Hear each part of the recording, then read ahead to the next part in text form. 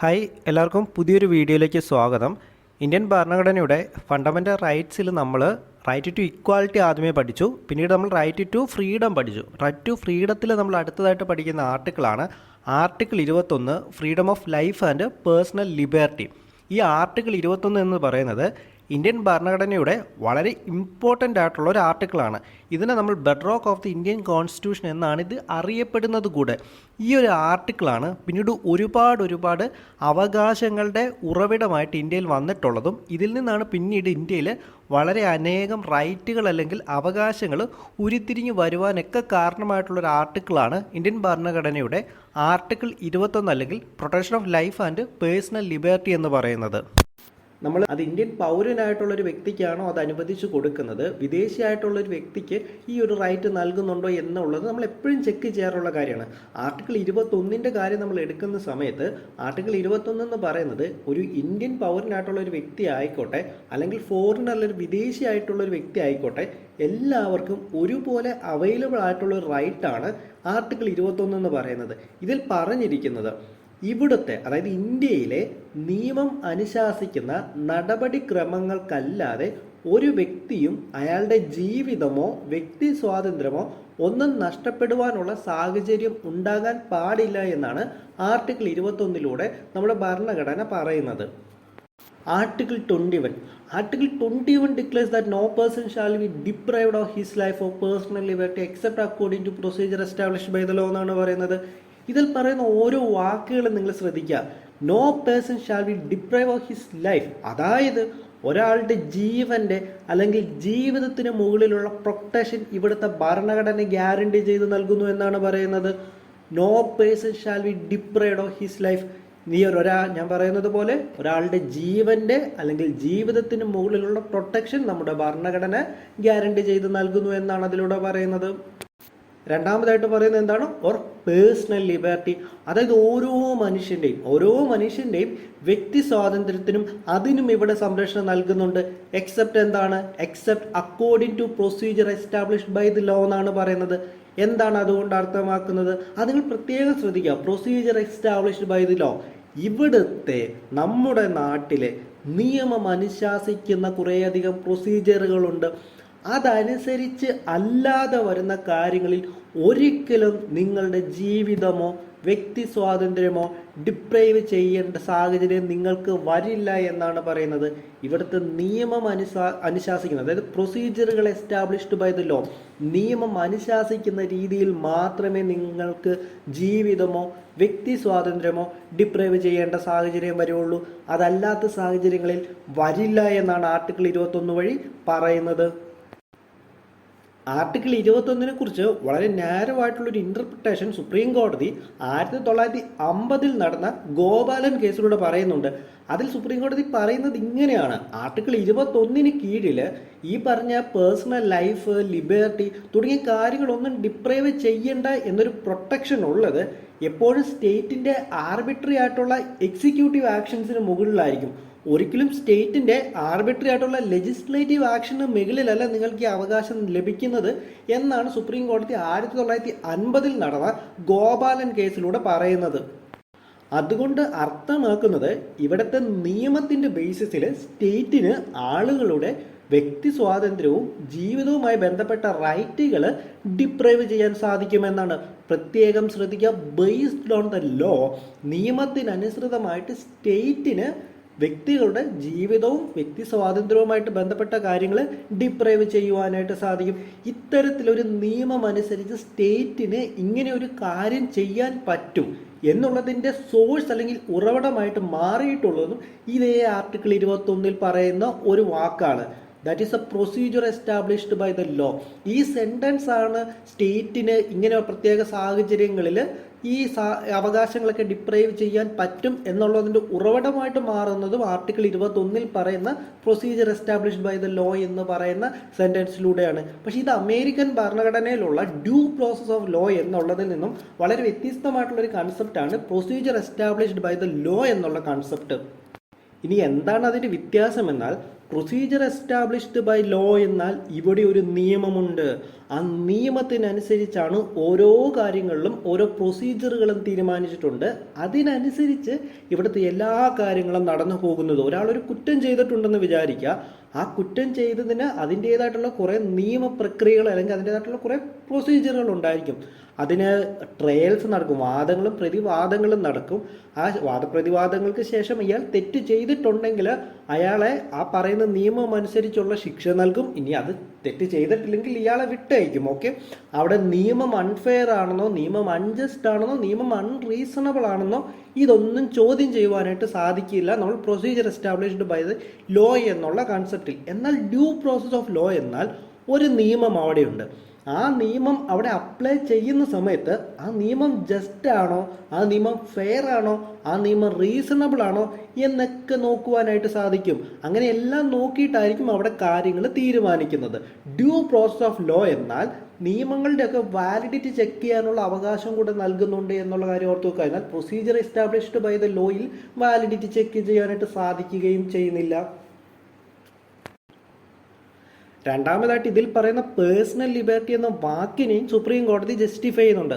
അതിനെപ്പറ്റി സുപ്രീം കോടതി പറഞ്ഞത് പേഴ്സണൽ ലിബർട്ടി എന്നതുകൊണ്ട് ഉദ്ദേശിക്കുന്നത് വ്യക്തിയോ അല്ലെങ്കിൽ അയാളുടെ ഇൻഡിവിജ്വൽ ബോഡിയുമായിട്ട് റിലേറ്റ് ചെയ്തിട്ടുള്ള കാര്യങ്ങൾ മാത്രമാണ് പേഴ്സണൽ ലിബർട്ടി എന്നുള്ളതിൽ ഉൾക്കൊള്ളിച്ചിട്ടുള്ളത് എന്നാണ് സുപ്രീം കോടതി ഈ ഗോപാലൻ കേസിന്റെ വിധിയിലൂടെ അന്ന് പറയുന്നത്.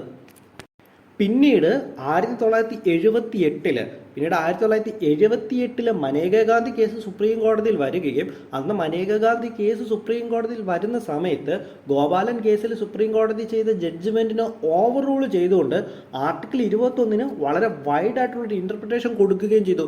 ഇതിൽ സുപ്രീം കോടതി പറഞ്ഞു, വളരെ ഇമ്പോർട്ടൻ്റ് ആയിട്ട് ഓർക്കുക, നിയമം, ഓക്കെ, ഇത് നമ്മൾ നേരത്തെ പറഞ്ഞ കൺസെപ്റ്റിൽ നിന്ന് ഒത്തിരി വ്യത്യാസങ്ങൾ വരുന്നുണ്ട്. ഓക്കെ, നിയമം, ഓക്കെ, നിയമം അനുശാസിക്കുന്ന നടപടിക്രമങ്ങൾ ന്യായം, അവിടെ ന്യായം എന്ന് പറഞ്ഞ കാര്യം കയറി വന്നു. നീതിയുക്തമാണെന്നുള്ള കാര്യം കയറി വന്നു.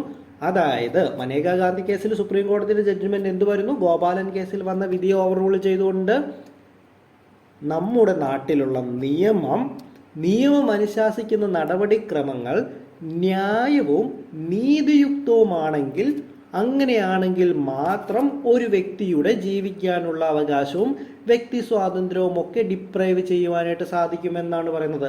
അവിടെ അത് ന്യായമായിരിക്കണം, നീതിയുക്തമായിരിക്കണം. അപ്പം ഇതിനു മുമ്പ് വരെ എങ്ങനെയായിരുന്നു? ഇതിനു മുൻപ് വരെ നിയമം അൺജസ്റ്റ് ആണെന്നോ നിയമം അൺഫെയർ ആണെന്നോ നിയമം അൺറീസണബിൾ ആണെന്നോ ഒന്നും ക്വസ്റ്റ്യൻ ചെയ്യാനായിട്ട് സാധിക്കുകയില്ലായിരുന്നു. എന്നാൽ ഇപ്പോൾ പറയുന്നത് നിയമം ജസ്റ്റ് ആണോ, നിയമം ഫെയർ ആണോ, നിയമം റീസണബിൾ ആണോ എന്നുണ്ടെങ്കിൽ മാത്രമേ ഒരു വ്യക്തിയുടെ വ്യക്തി സ്വാതന്ത്ര്യവും ജീവിതവും ഒക്കെ ഡിപ്രൈവ് ചെയ്യുവാനായിട്ട് സ്റ്റേറ്റിന് സാധിക്കത്തുള്ളൂ എന്ന് സുപ്രീം കോടതി പറഞ്ഞു വെക്കുന്നു. വളരെ വൈഡ് ആയിട്ടുള്ളൊരു ഡെഫിനിഷൻ ഇതിലേക്ക് സുപ്രീം കോടതി മനേകാ ഗാന്ധി കേസിന്റെ വിധിയിലൂടെ 1978 കൊണ്ടുവന്ന് വയ്ക്കുന്നു. കുറച്ചുകൂടി നമ്മൾ ഇതിന് ഡീറ്റെയിൽ ആയിട്ട് നോക്കുകയാണെങ്കിൽ നമുക്ക് മനസ്സിലാക്കാൻ പറ്റുന്നൊരു കാര്യമുണ്ട്. അമേരിക്കൻ എക്സ്പ്രഷൻ ആയിട്ടുണ്ടായിരുന്ന ഡ്യൂ പ്രോസസ് ഓഫ് ലോ എന്ന് പറയുന്ന കൺസെപ്റ്റിനെ നമ്മുടെ കൺസെപ്റ്റിലേക്ക് ഇൻട്രൊഡ്യൂസ് ചെയ്യുന്നത് പോലെയാണ്. നേരത്തെ നമുക്ക് ആർബിട്രറി ആയിട്ടുണ്ടായിരുന്ന എക്സിക്യൂട്ടീവ് ആക്ഷൻസിന് മേഖലയിൽ മാത്രമായിരുന്നു ആർട്ടിക്കിൾ 21 പറയുന്ന പ്രൊട്ടക്ഷൻ ലഭിച്ചിരുന്നതെങ്കിൽ നമുക്ക് ഇത് വരുന്നതോടുകൂടി ആർട്ടിക്കിൾ 21 അകത്ത് ആർബിട്രറി ആയിട്ടുള്ള ലെജിസ്ലേറ്റീവ് ആക്ഷന് മുകളിൽ നമുക്ക് പ്രൊട്ടക്ഷൻ ലഭിക്കുന്ന സാഹചര്യത്തിലേക്ക് എത്തിച്ചേരുന്നു നമ്മുടെ 1978 മനേകാ ഗാന്ധി കേസിലൂടെ സുപ്രീം കോടതിയുടെ ജഡ്ജ്മെന്റ് വരുന്ന സമയത്ത്. അപ്പോൾ ഈ രണ്ട് കാര്യങ്ങളും ഇതിനകത്ത് കൂടിച്ചേരുന്നുണ്ട്. നേരത്തെ നമുക്ക് ആർബിട്രറി ആയിട്ടുണ്ടായിരുന്ന എക്സിക്യൂട്ടീവ് ആക്ഷന് മുകളിൽ മാത്രമേ നമുക്ക് നടപടികൾ പറ്റുണ്ടായിരുന്നുള്ളൂ.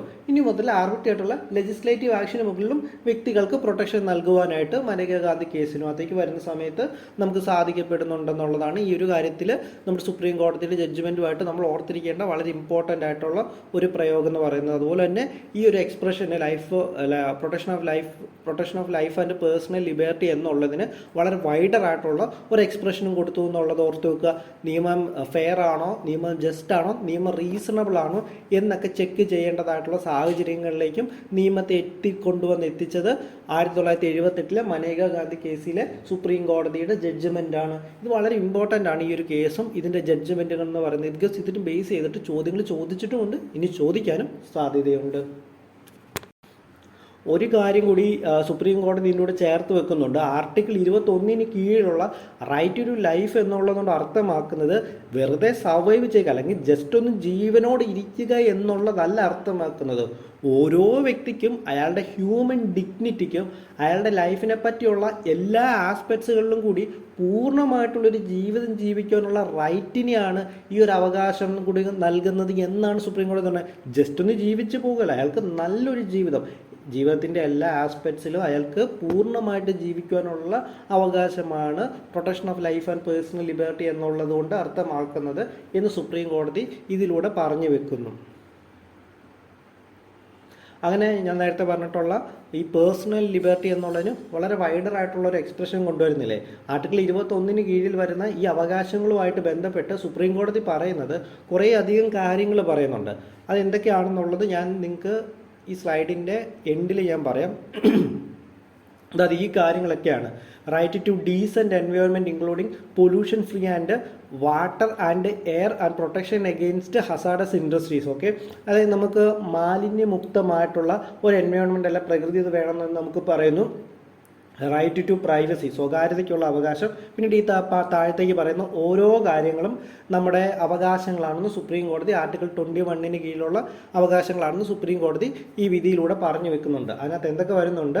പിന്നീടായിട്ട് right to free legal aid വരുന്നുണ്ട്, റൈറ്റ് ടു സ്പീഡി ട്രയൽ വരുന്നുണ്ട്, റൈറ്റ് അഗെയിൻസ്റ്റ് ഡിലേഡ് എക്സിക്യൂഷൻ വരുന്നുണ്ട്, right to emergency medical aid വരുന്നുണ്ട്, റൈറ്റ് ടു ഫെയർ ട്രയൽ വരുന്നുണ്ട്, right of woman to be treated with decency and dignity വരുന്നുണ്ട്, right to sleep വരുന്നുണ്ട്, right to freedom from noise pollution വരുന്നുണ്ട്, right to sustainable development വരുന്നുണ്ട്, right against public ഹാങ്ങിങ് വരുന്നുണ്ട്. ഇത്രയധികം കാര്യങ്ങൾ ഇതിനുള്ളിൽ അവകാശങ്ങളായിട്ട് സുപ്രീം കോടതി പറഞ്ഞു വെക്കുന്നുണ്ട്. അപ്പോൾ ഇത്രയധികം കാര്യങ്ങളാണ് ആർട്ടിക്കിൾ 21 ബന്ധപ്പെട്ട് പഠിക്കുവാനുള്ളത്. നമുക്ക് അടുത്ത ടോപ്പിക്കിൽ article 21A right to education എന്താണെന്നുള്ളത് നമുക്ക് പഠിക്കാം. ഓക്കെ, അത് വളരെ വലിയൊരു ടോപ്പിക്കാണ്. അത് നമുക്ക് ഒരു സെപ്പറേറ്റ് ടോപ്പിക്കായിട്ട് ചെയ്യുന്നതായിരിക്കും നല്ലത്. അത് ഇതിൻ്റെ കൂടെ നമ്മളത് ചെയ്യുകയാണെങ്കിൽ ഈ വീഡിയോ ഒത്തിരി വലുതായിപ്പോവും. ബിക്കോസ് ആ ഒരു വീഡിയോ എപ്പോഴും അത് ഒരൊറ്റ ടോപ്പിക്കായിട്ട് ചെയ്യുന്നതാണ് നല്ലത്. ബിക്കോസ് അത് ഇതിൽ നിന്ന് മാറി നിൽക്കുന്ന ഒരു ടോപ്പിക്ക് പോലെയാണ്. അപ്പോൾ അതുകൊണ്ട് തന്നെ ആ ഒരു ടോപ്പിക്ക് നമുക്ക് സെപ്പറേറ്റ് ആയിട്ട് ചെയ്യാം. അപ്പോൾ അതിന് മുമ്പേ ഒരു കാര്യം പറയാനുള്ളത്, എനിക്ക് നല്ല ശ്വാസം മുട്ടലുള്ളതുകൊണ്ട് തന്നെ വീഡിയോയിൽ അവിടെ ഇവിടെയൊക്കെ എന്തെങ്കിലും പോരായ്മകൾ വന്നിട്ടുണ്ടെങ്കിൽ നിങ്ങൾ എന്നിട്ട് ക്ഷമിക്കുക കേട്ടോ. പിന്നെ അതുപോലെ തന്നെ ആരെങ്കിലും ചാനൽ സബ്സ്ക്രൈബ് ചെയ്തിട്ടില്ലെങ്കിൽ സബ്സ്ക്രൈബ് ചെയ്യുക. എന്തെങ്കിലും വീഡിയോയ്ക്ക് എന്തെങ്കിലും പോരായ്മകളുണ്ടെന്ന് നിങ്ങൾ ഡെഫിനറ്റ്ലി കമൻറ്റ് ചെയ്യുക. പോസിറ്റീവ്സും കമൻറ്റ് ചെയ്യുക, നെഗറ്റീവ്സും കമൻറ്റ് ചെയ്യുക. ബിക്കോസ് നിങ്ങൾ നെഗറ്റീവ്സ് കമൻറ്റ് ചെയ്യണമെന്ന് പറയേണ്ട കാര്യം എന്ന് വെച്ച് കഴിഞ്ഞാൽ നിങ്ങൾ എന്തെങ്കിലും കുഴപ്പമുണ്ടെന്ന് പറയുന്ന സമയത്ത് മാത്രമേ നമുക്കത് റിയലൈസ് ചെയ്യാൻ വേണ്ടി പറ്റുള്ളൂ. ഓക്കെ, നിങ്ങൾ തെറ്റുകളുണ്ടെന്ന് ചൂണ്ടിക്കാണിക്കുന്ന സമയത്ത് മാത്രമേ നമുക്കത് തിരുത്തുവാൻ വേണ്ടി സാധിക്കുകയുള്ളൂ. ഓക്കെ, അപ്പോൾ അതുകൊണ്ടാണ് ഞാൻ പറയുന്നത്. അല്ല, നല്ലതുണ്ടെങ്കിൽ നല്ലതും പറയാം. നല്ലത് പറയുന്ന സമയത്ത് നമുക്കത് മുന്നോട്ട് പോകാനുള്ള ഒരു പ്രചോദനവുമാണ്. ഓക്കെ, അപ്പോൾ ശരി, എന്നാലും എല്ലാവരും ചാനൽ സബ്സ്ക്രൈബ് ചെയ്യുക, വീഡിയോസ് ലൈക്ക് ചെയ്യുക, കമൻറ്റ് ചെയ്യുക. Thanks for watching. നമുക്ക് അടുത്ത വീഡിയോയിലൂടെ കാണാം.